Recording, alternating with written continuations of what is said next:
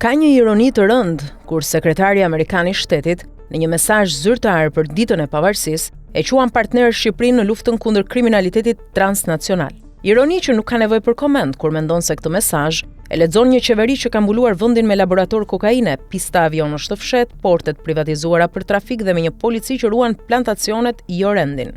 Edi Rama e pranon mesazhin amerikan me buzëqeshje dhe fjalë të mëdha për aleancën strategjike, ndërkohë që aleatët e tij më të ngushtë janë në hetim nga SPAK për pastrim parash, trafik droge, lidhje me organizata kriminale. Në çdo shtet normal, një kryeministër që ka ministra, bashkiak dhe deputet të përgjuar nga FBI për lidhje me kartelet, do të kishte dhënë dorëheqjen para se t'i vinte letra nga Dash, por në Shqipërinë e Ramës, qeverisja është një ndërmarrje e organizuar me rregulla të brendshme të kodit të heshtjes dhe ndarjes të përfitimeve. Edi Rama flet për luftën ndaj krimit si një qëllim patriotik, por harron që është ai që e ktheu Shqipërinë në një model eksperimental të narkotrafikut. Ai nuk është viktimë e krimit, është projektuesi I sistemit ku krimi lulëzon si pjesë integrale e pushtetit.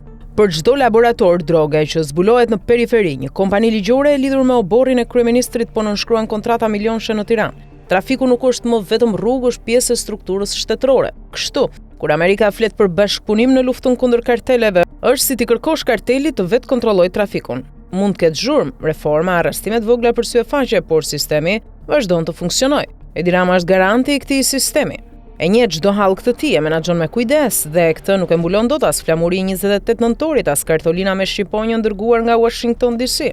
Në fund kjo është fytyra më e pastër e hipokrizisë moderne. Një qeveri e ngritur mbi strukturat e krimit që feston pavarësinë në bekimin e aleatit më të madh, I cili e di shumë mirë me kë ka të bëjë, por që për interesa gjeopolitike zgjedh të heshtë përkohësisht.